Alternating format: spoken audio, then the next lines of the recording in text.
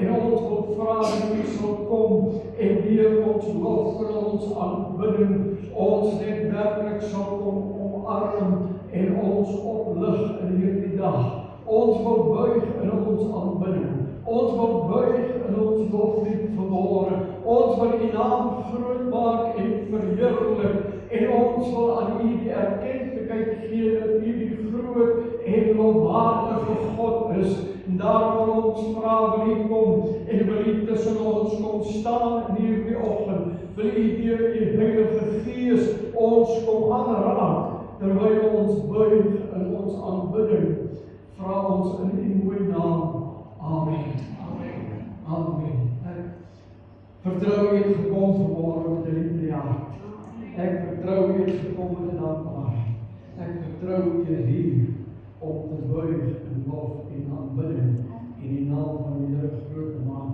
Ek wil U nooi, kom ons doen dit sommer van die eerste lied af. Kom ons gee onsself oor hierdie oggend en ons vra Heilige Gees, kom beweeg, kom raak my aan. Kom voorsien in my behoefte waarmee ek vanmôre kom. Miskien is die behoefte net om 'n dankbare hart aan die Here te bring. Bring dit vanmôre. Miskien het jy met 'n ander behoefte gekom. Bring dit vanmôre. Maar kom ons ontvang in die hand van die Here in hierdie oggend, terwyl ons in lofsang en aanbidding na hom kom. Kom ons wees tuis, kom ons geniet dit wat die Heilige Gees met ons wil doen. Ons musiekspan van Saam tot Saam, ons lei in aanbidding. Kom ons val in sonder van die eerste koortjie af saam en ons buig voor die Here en maak sy naam groot. Baie dankie, Vader. Amen.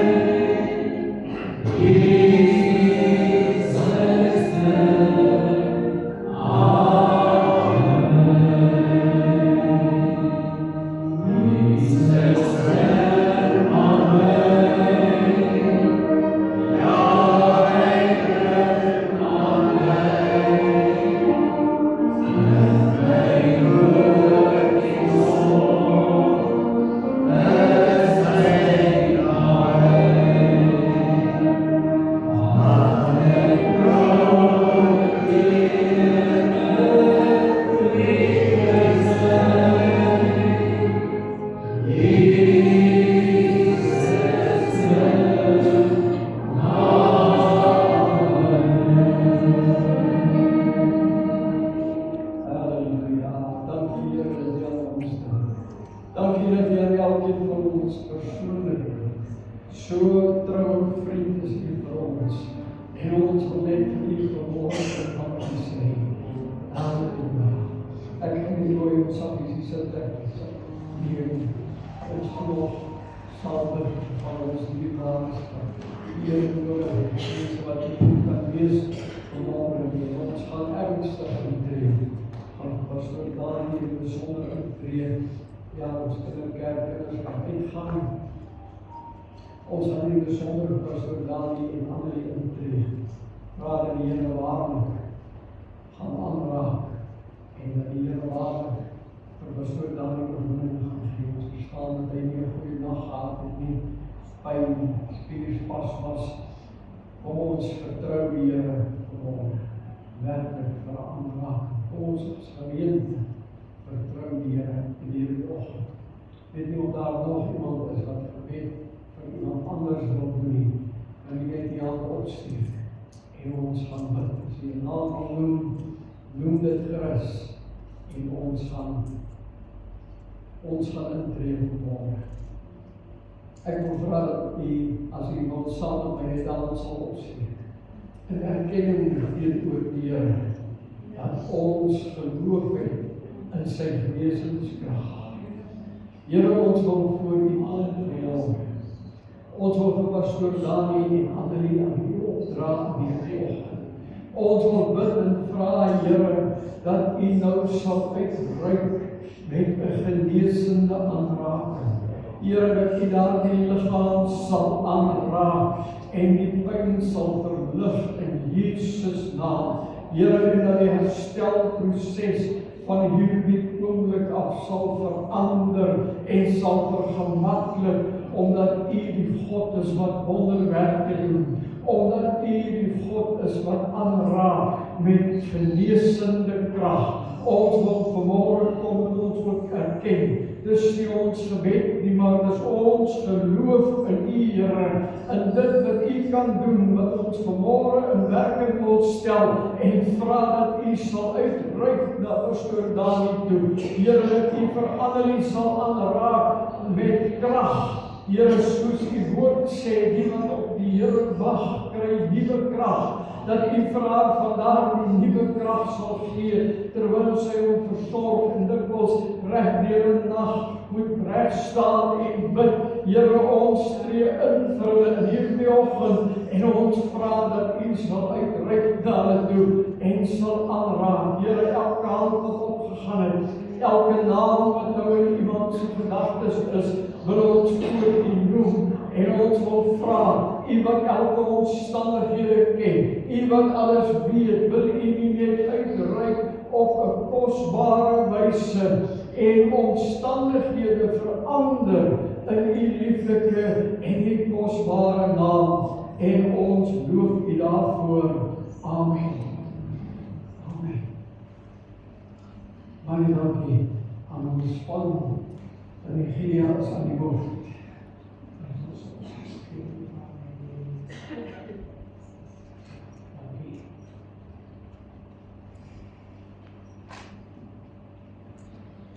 Goeiemôre broers en susters. Volgende week is ons groot Bybeldag. En ek sê dankie vir almal wat gaan deelneem en almal wat gaan broodbring en almal wat opgewonde is oor hierdie wonderlike dag. As 'n paar dinge, almal wat deelneem gaan 'n program kry sodat jy presies weet op watter stadium van die diens jy gaan deelneem. En dan onthou, ons het 'n Bybelskenking. In die portaal sal daar 'n houer wees waarin mense wat 'n Bybel wat oortollig is by die huis, en jy kan skenk. Ons gaan 'n kollekte opneem vir Bybelverspreiding en ook vir die audio Bybelverspreiding. En dan is daar 'n boekrol in die saal waar elke ene van die gemeente 'n skrif kan inskryf. Maar jy moet dit uit jou kop uit onthou. Kan nie dit kopie nie, dit is 'n skrif wat jy uit jou kop uit moet skryf. Soveel as wat jy wil, want die rol is lank. En dan ons lewensbrood ete. Ons weet, daar's baie wat nou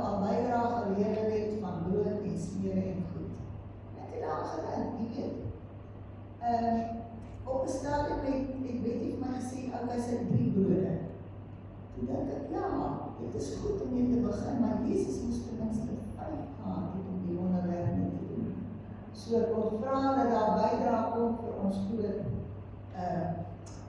lewensbrood eten na die diens. En dan nooi iemand.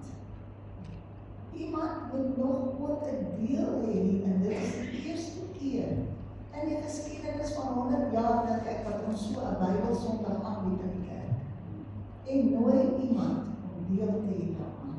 En ek dank daaraan. Amen. Baie dankie Tania. Ek wil sommer net ook so 'n bietjie verder reklame maak vir die dag. Ek wil sommer dan sê, nooi iemand saam vir die dag. Dit gaan 'n besonderse groot dag wees waar ons werklik die waarde van die woord net weer 'n bietjie gaan terugbring hier in ons midde en die kosbaarheid daarvan ook. En wat die boekrol betref, wil nie asseblief almal wanneer jy kans het om inskryf daar nie. Ons jong mense het al begin, iewers gaan die kinderkerk ook vra om te gaan inskryf en ons gaan ons eie boekrol skryf, wat ons mooi gaan maak en iewers hier in die kerk gaan opsit en gaan uitstal. Dit sal lekker wees as 'n mens kan kyk daarna en weet elke lid in hierdie gemeente het daar ingeskryf. Wanneer ons deurgaan vir koffie na die diens, skryf jy 'n koppie koffie, daar is skiltjie penne, en is uitgewerk daar, gaan skryf daar 'n versie of 'n gedeelte in, wat u graag wil skryf. Ek wil ook vir u noem dat 2 weke later gaan pastoor Stefan Pieterse van die Bybelgenootskap hier by ons wees om ons te bedien, bietjie meer van hulle werk te vertel. Ek dink dis die 8de Maart, as ek die datum reg het, gaan hy dan ook hier wees om bietjie met ons te kom praat. So kom ons bring ook ons offerande saam vir dit wat ons gaan opneem volgende Sondag ten opsigte van Bybelskrywing. En mag die Here hierdie projek aan ons seën wat ons besig is om aan te pak. Mag dit vir ons 'n wonderlike en groot dag wees. Ons is besig om te gesels oor die impak van die woord in 'n mens se lewe. Ek wil so 'n bietjie verder gaan vandag. Ons het verlede week so 'n bietjie gekyk na dienswerk en dit wat die woord alles rondom dienswerk in ons lewens doen. Ek wil vanmôre met u gesels onder 'n tema in Efesiërs 2 wat ek wil noem God se werk in ons wêreld. God se werk in ons wêreld. Ons wêreld is 'n stukkende wêreld. Ons wêreld is 'n deurmekaar wêreld.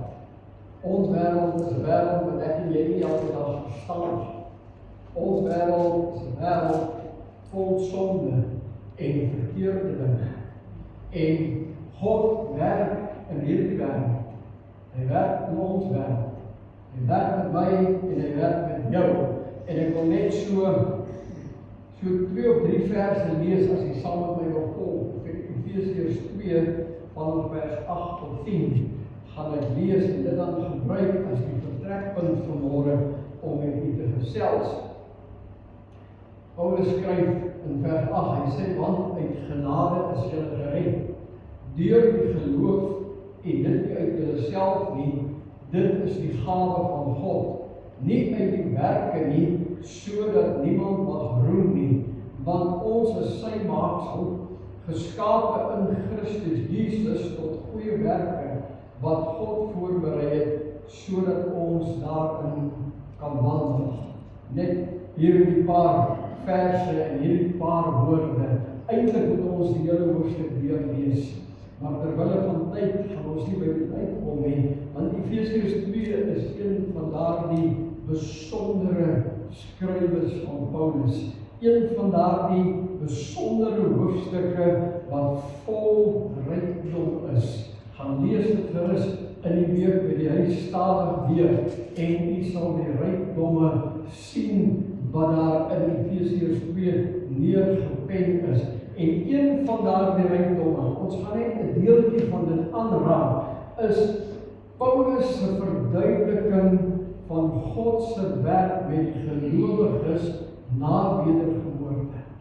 Ek wil nie eers gaan by God se werk met gelowiges voor wedergeboorte nie, want dan gaan ons 3 of 4 Sondae hier moet sit en daaroor gesels.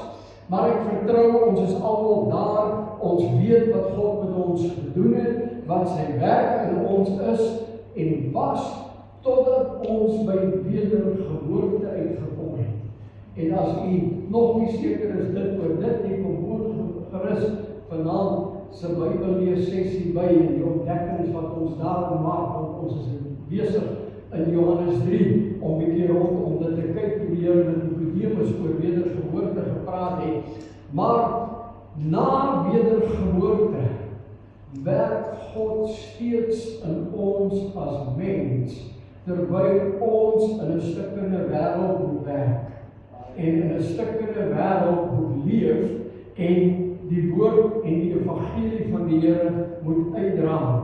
En nou skryf Paulus in vers 10 van die gedeelte wat ons gelees het, en hy maak hierdie besonderse uitspraak. Hy sê, ons is sy maaksel. Ons is God se maaksel. Die Engels gebruik die woord workmanship. We are his workmanship. En die woordjie workmanship, as jy dit vertaal na Afrikaans toe, is eintlik vakmanskap.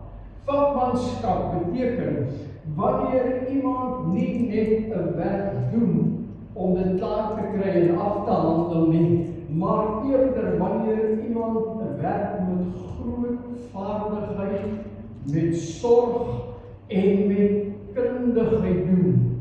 En die kenmerke van daardie werk, wat met sorg en kundigheid en vaardigheid gedoen word, is werk wat van hoë kwaliteit is. Dis werk waar daar aandag aan die detail gegee word. Werk wat met geduld en toewyding gedoen word. Werk waarin iemand trots is in dit wat hy doen en waarin hy deeglike kennis het. En ek vertrou nie begin kry nou die prentjie. Ons is sy maaksel. Ons is sy vakmanskap. Werk wat met deeglike kennis en aandag en geduld en toewyding gedoen is. Toe God die mens geskape het, en ek wil nou sê elke mens, sluit jou in vandag by dit. Toe God die mens geskape het, het hy dit met deeglike sorg gedoen. En Psalm 139 kom leer vir ons dat God werk net in die hoogste standaard. By God is daar nie afskeepwerk nie. By God is daar nie 'n quick fix om iets vinnig klaar te kry nie. Hy werk net in die hoogste standaard. Psalm 139 vers 14 leer dat Dawid sê daar, wonderbaar is die werke en my siel weet dit al te goed. Dawid het iets in sy siel ondervind toe hy gekyk het na die skepingswerk van God, van hom as mens self in die besonder.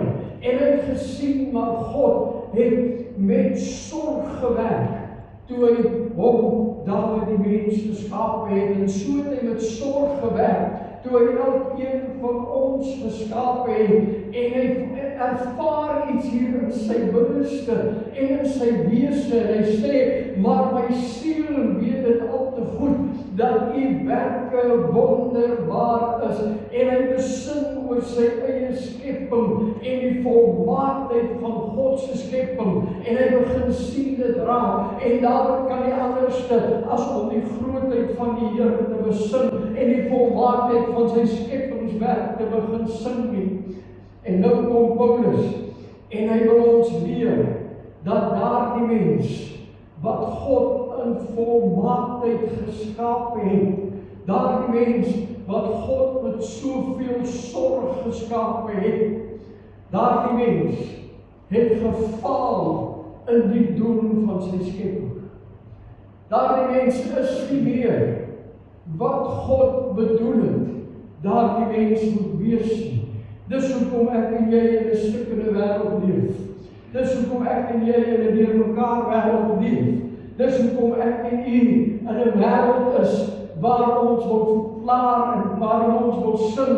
Daar's 'n stryd wat ek moet stry, maar dank die Here, daar's oorwinning te verkry. Hy het nie daardie mens alleen gelos toe daardie mens gefaal het nie. Hy het daardie mens nie afgeskryf toe daardie mens gefaal het nie. Nee, die vakman het na sy vakmanskap gekyk en besef wat is met die grootste sorg gedoen. Dis met die grootste omsigtigheid gedoen. Dis met die grootste toewyding gedoen. En steeds werk hy in my en jou daardie selfde geskape mens om van ons 'n beter mens te maak terwyl ons in hierdie stikkende en vervallende wêreld is. God se werk hou nie op nie. Hy werk steeds in ons wêreld. Hy werk steeds by dieselfde mense deur hulle lot te verander. Hy werk vir ons, hy werk in ons, hy werk deur ons en hy werk onder ons tot goeie werke wat hy voorberei het, verklaar Paulus in hierdie teksgedeelte wat ons gelees het. En ek wil so 'n bietjie stil staan by dit. Wil in die gedeelte so 'n bietjie kom en kyk wat presies wil Paulus ons laat verstaan wanneer hy sê wandel in die goeie werke wat God voorberei het.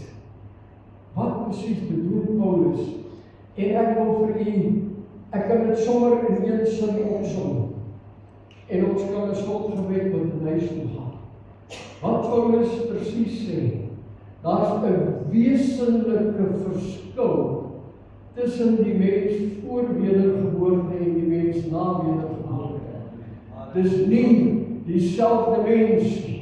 Die Bybel praat van die ou mens en die nuwe mens. Die Bybel praat van 'n verandering wat ingetree het by wedergeboorte en 'n nuwe mens wat na wedergeboorte opgestaan het en 'n ander lewe begin lei. En sommer in hierdie paar woorde wil Paulus vir ons kom sê, daar is 'n wesenlike verskil tussen die ou mens en die nuwe mens. En die beginpunt van Paulus is genade. Hy maak dit baie duidelik dat die beginpunt genade is. En daarom gee hy ons so 'n kykie waar ons vandaan kom, wie en wat ons was en waarheen ons nou op pad is, tot by die eindbestemming. God se vakmanskap stop nie hier waar ek en nou is en my wedergeboorte nie. Hy werk met ons nog steeds aan een tot by ons eindbestemming.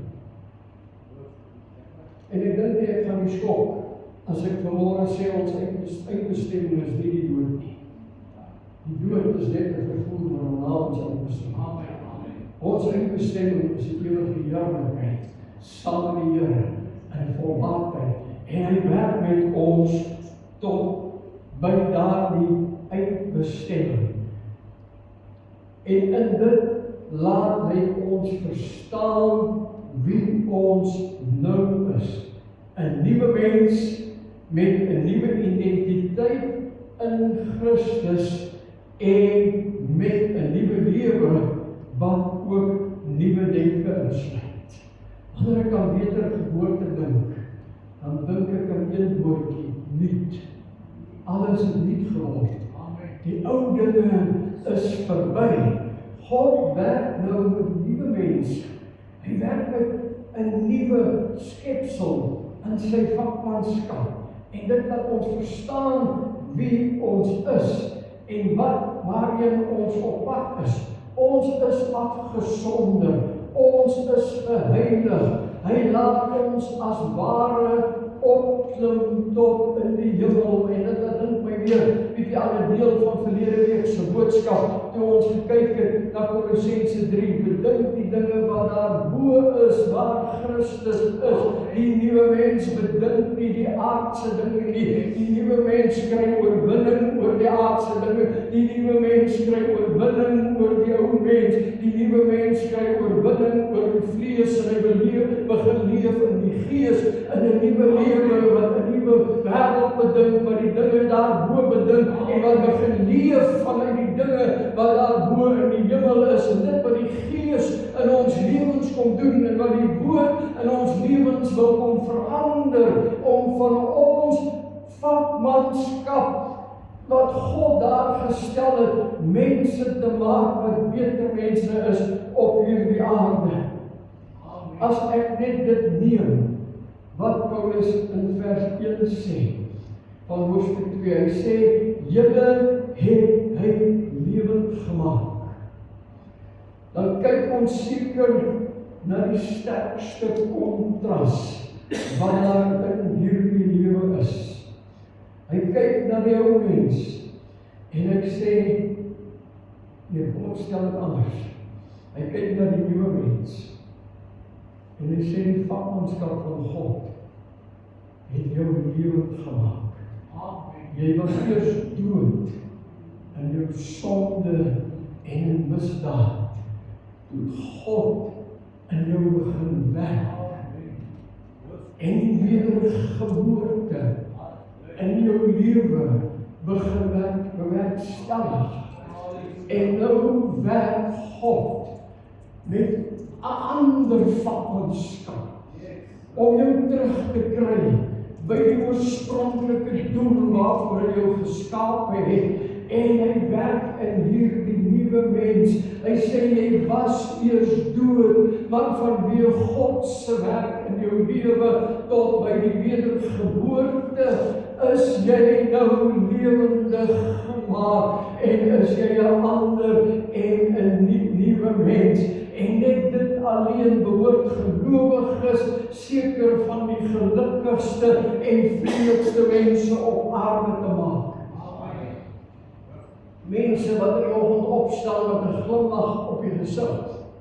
Mense wat in die dag beweeg met 'n huppel in hulle stap. En dan kom ons en ons kry mense, kinders van die Here wat die hele dag klaagliedere loop en aanhef en klaagliedere wil sing. En al die sê geliefdes, as ek en u kan besef wat die krag van God was wat gewerk het toe hy van ons wat eers dooie mense was, nou lewende mense gemaak het. En ons praat nou van geestelik lewendig, mense wat die dinge gedink wat daarbo is. En ek wil vir u sê, daarbo is nie swaar kry nie. Daarbo is die heerlikheid van God. En ja, ons kry swaar hier op aarde. Die Here het gesê dit gaan so wees, maar hy het ook by dit gesê, moenie bekommerd wees nie. Ek het hierdie wêreld oorwin.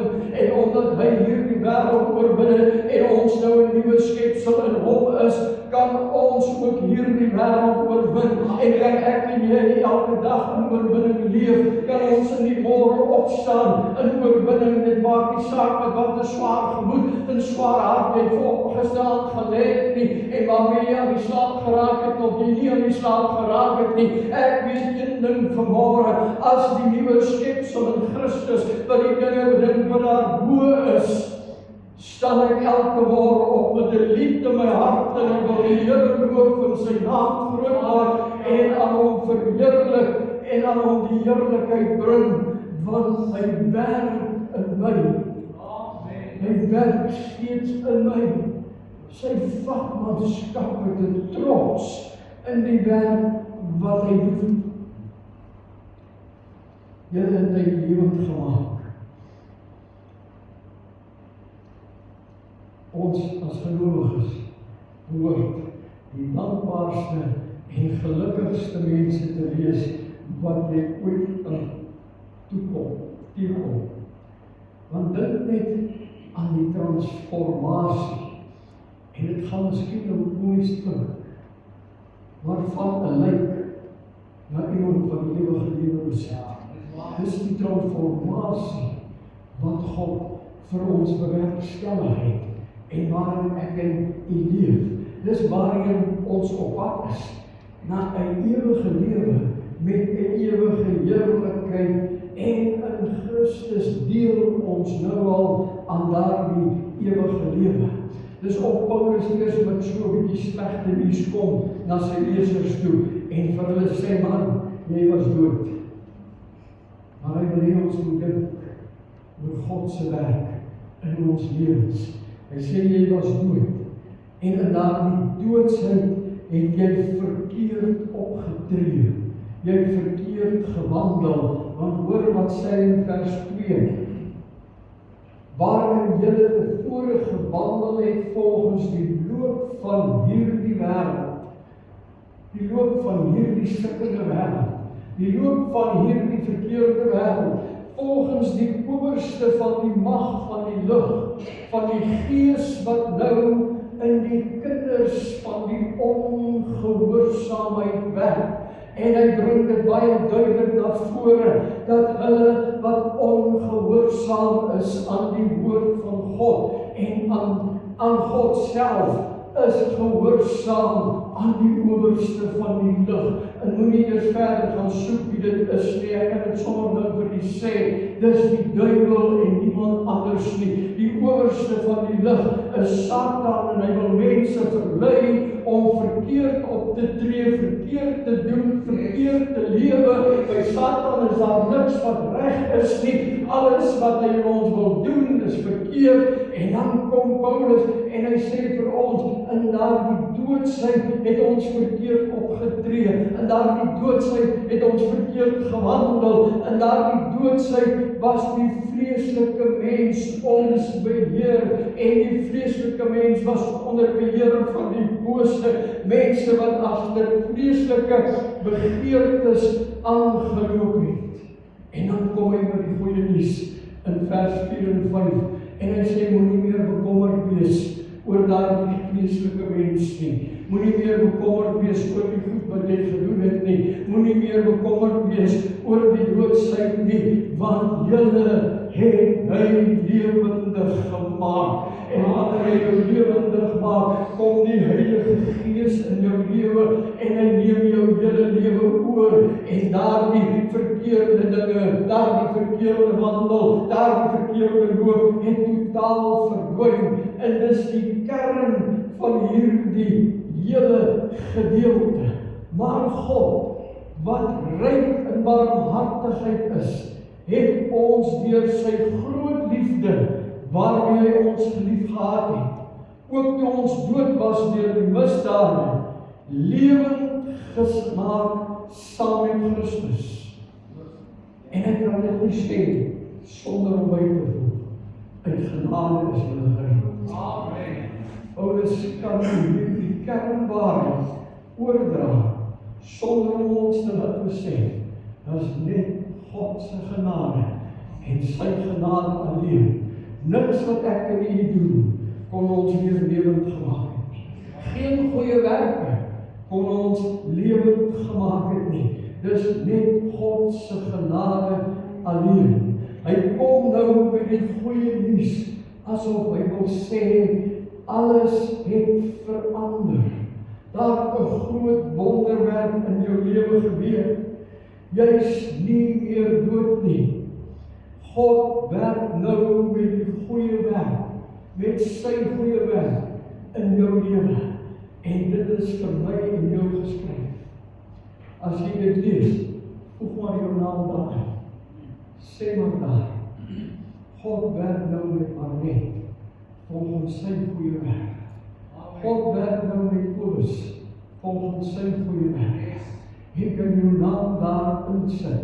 En dan kom hy in die tweede plek. En hy wil vir ons sê, geloof is die middel waardeur God nou werk. Geloof is ook die sentrum van dit wat ek en u glo.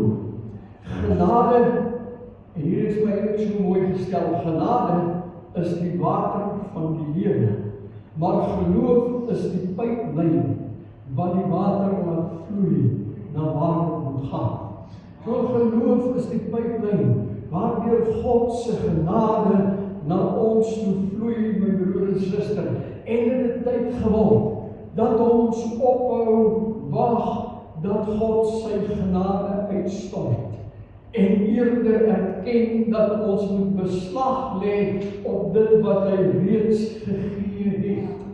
Daar is soveel mense wat nog wag, dat God sy genade oor hulle moet uitstort.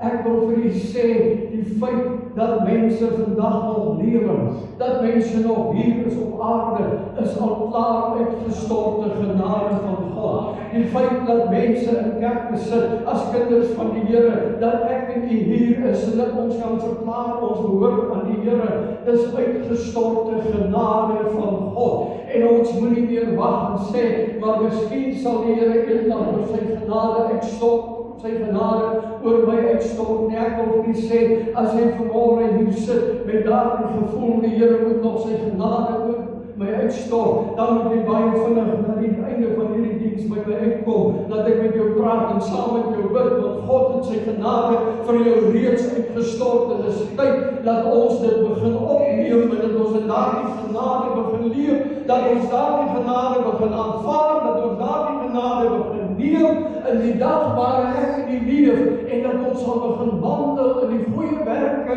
wat God voorberei het. Dat ons sal glo, God het vir ons goeie werke voorberei, en dat ons daarin sal begin wandel. Geloof is die voertuig wat God se beloftes na ons lewens bring. En ons het nou die dag by ons gebedsbijeenkoms so vinnig gekyk na die beloftes van die Here. En ek wil vir u sê, daar is nie 'n belofte, iets in hierdie lewe, 'n swaar kry en stryd, wat nie deurgaan, waarvoor daar nie 'n belofte in die woord is. As ek dit reg kan onthou, daar is iets so 7475 beloftes in die woord van die Here. En ons het 'n sommetjie gesien, wat iemand gemaak het en gesê, as jy elke dag net op een belofte staan, net op een, sal jy 22 jaar neem om al die beloftes van die woord van die Here deur te leef. Caleb het vir 40 jaar op een belofte geleef. God het hom beloof, hy sal die beloofde land ingaan. En is een van die twee bestuurders wat teruggekom en hy nie bang was vir die beloofde land. En God het vir hom gesê, hy is die beloofde land ingaan. Maar daarna, omdat Israel ongehoorsaam was, nou 40 jaar nog in die woestyn rondgeswerf.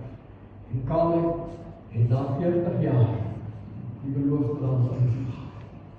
Ek wil vir jou sê, as een persoon 40 jaar kan survive, skoon die woord, maar as een persoon kan, met een belofte, kan ek en jy verseker, in hierdie stikkende wêreld, leef op 7000 beloftes. Ons moet net glo, dis daar. Ons moet glo in Jesus se dood en sy opstanding, en dat dit waar is.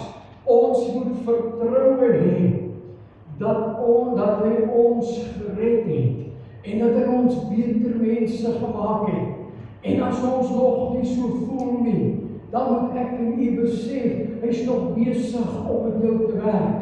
Hy het er nie een kant geskuif en gesê, nee wat, hierdie stuk materiaal is niks werd nie. Nee, by God is enige materiaal iets werd, want enige goeie vakman kan uit enige materiaal iets goed voortbring as hy sy toewyding daarin sit. En God het verseker sy toewyding ingesit met elke mens wat op hierdie aarde is, en hy wil met van jou ook iets goeds maak, en hy is nog besig om met jou te werk. Dit het gekom op 'n punt waar mens jou hele lewe aan hom moet toevertrou en te sê, Here, U is die pottebakker. Ek is maar net die klei. Doen U die werk. Geloof, om te glo, is nie goeie werke nie. Dis die ontvangs van God se genade. In geloof ontvang ons God se genade en die goeie werke vloei voort uit die ontvangs van God se genade. Dis die effek van God se genade in ons lewens. Wie genade ontvang, bewys weer genade. En dis hoe God in ons lewens werk. In hierdie tyd. Ons ontvang uit die hand van die Here goeie werke. En ons wandel in daardie goeie werke. En ons moet daardie goeie werke weer uitleef na iemand anders, sodat hulle ook die genade kan ontvang. Daar's 'n gelykenis in Matteus 18 vers 32 tot 34 waar 'n skuldenaar wat 'n groot bedrag geld aan sy skuldeiser geskuld het, na die eindskuld-eiser gegaan het en sy saak by hom bepleit het en gevra het, wees my genadig, en wonder het die skuldeiser die hele bedrag geld afgeskryf. Gesê, jy skuld my niks meer nie. En daar dieselfde man, typies van ons wêreld, daar dieselfde man stap daar uit en hy sien iemand wat om 'n klein bedrag geld skuld. En hy tree skandelik op teenoor daardie man wat om die klein bedrag geld skuld en hy sê vir hom, jy gee my nou alles wat ek nodig het.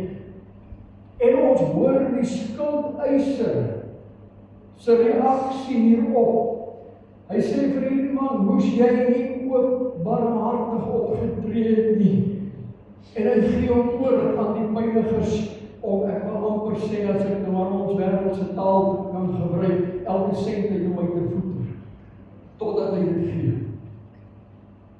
En hier Jesus se lering daaromtrent is, vers 35 van Matteus 18, so sal ook my hemelse Vader aan julle doen, as julle nie elkeen sy broeder van harte sy oortredinge vergewe nie. Goeie werke waarin God ons voorberei. En ek het hier moet onthou, dis nie ons goeie werke, dis God se goeie werke. Paulus sê, God het dit voorberei. Ons ontvang genade om genade te kan gee.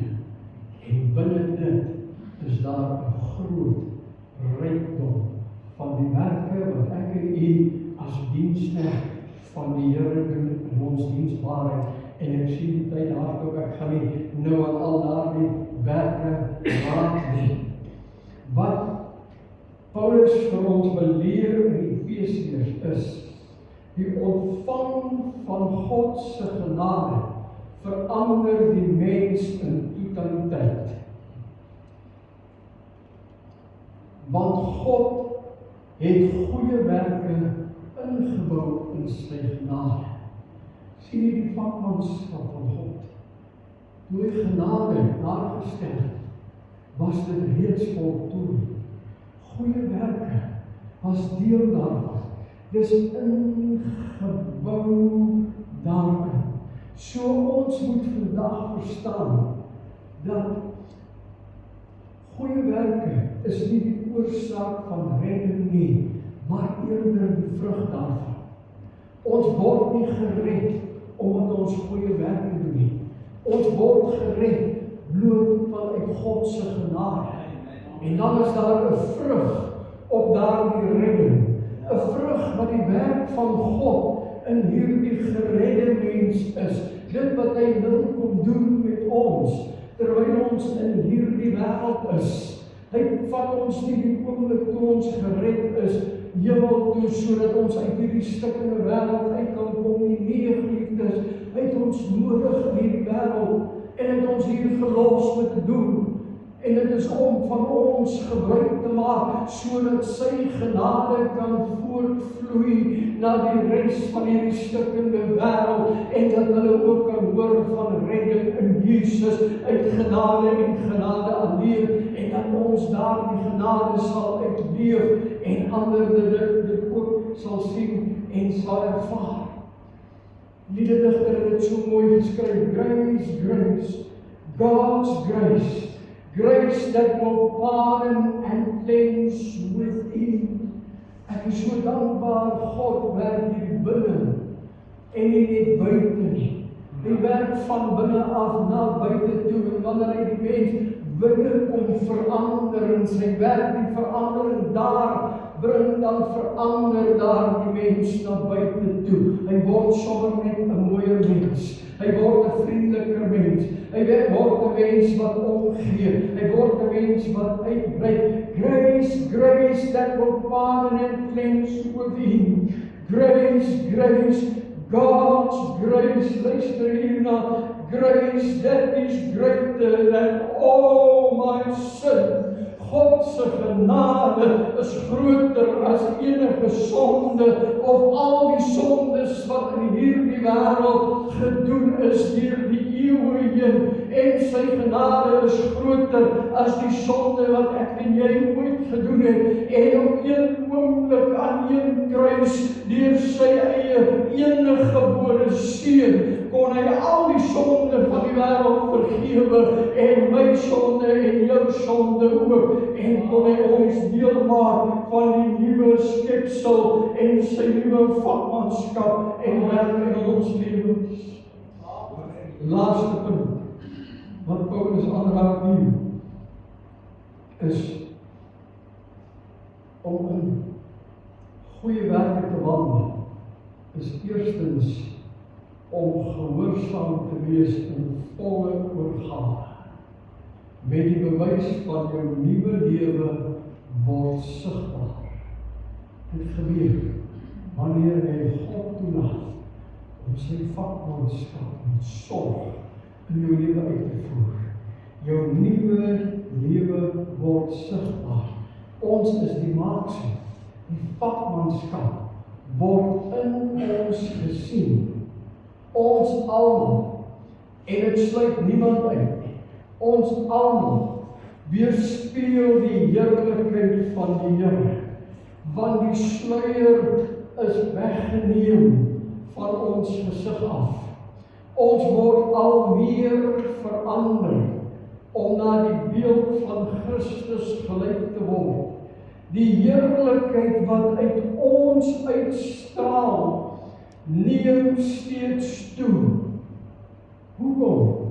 Omdat ek goeie werke doen? Nee, dit doen die Here wat die Gees is. 2 Korintiërs 3 vers 18.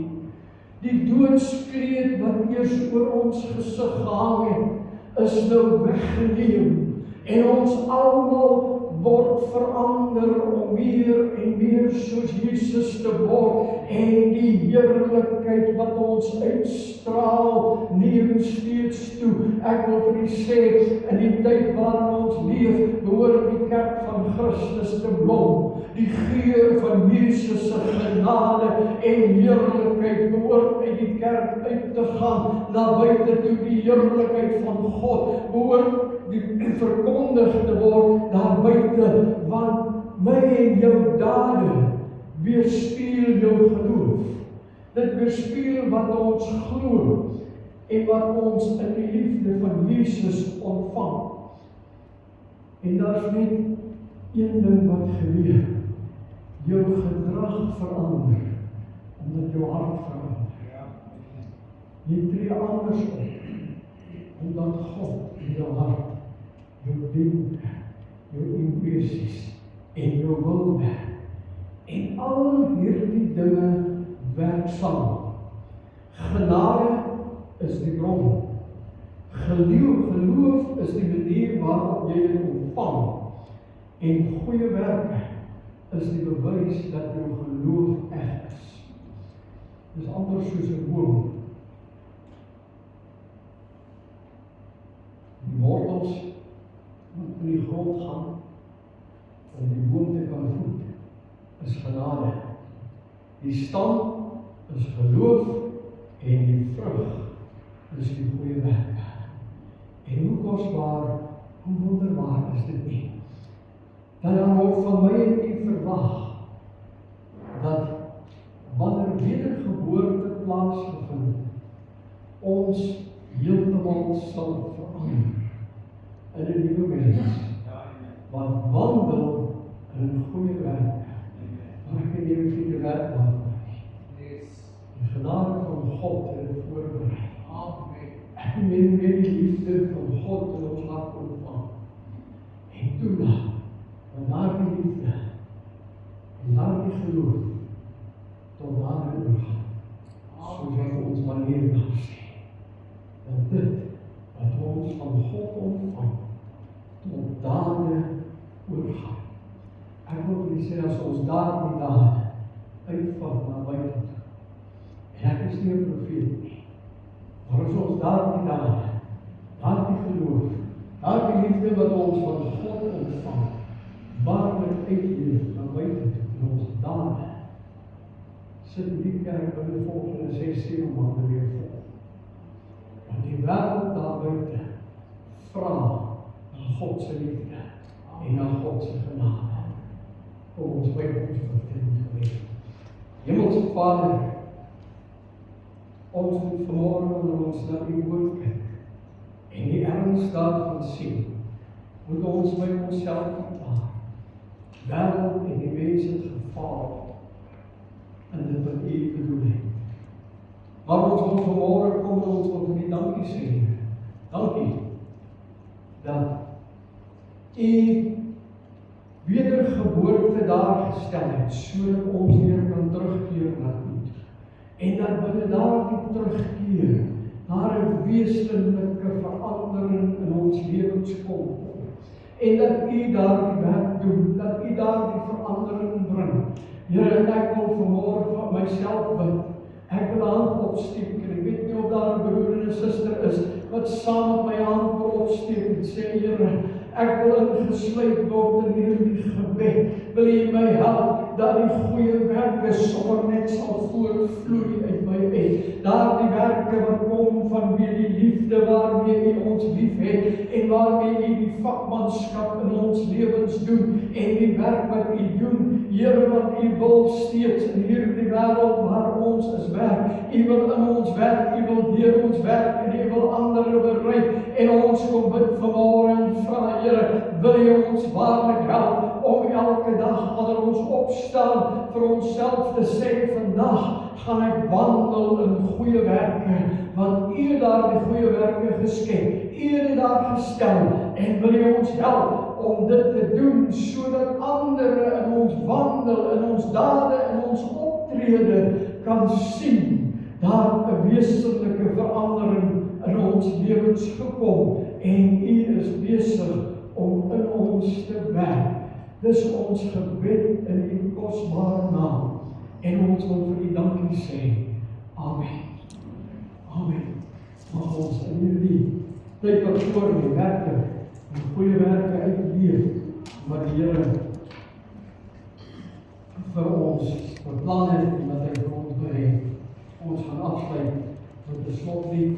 Daarna gaan ek net vir u nog 2 afkondigings voor baie dankie. Dit voor ons gaan afsluit, ons die offergawe opneem. Ek herinner u net aan die weduwee wat haar geld in die kus gegooi het. U weet wie dit opgehou. Die Here Jesus het gesien dat sy het haar laaste geldjie in die kus gegooi. In ander woorde, sy het nie weggesteek nie. Nou wat maak ons? Ons haal ons offerande uit, en ons vou dit toe, steek dit weg, en ons wag na die sakkie kom. Kom ons stel ons offerande op. Amen. Lig jou offerande vanmôre op in die naam van die Here. En kom ons bid en vra dat U hierdie offer sal seën in Jesus naam.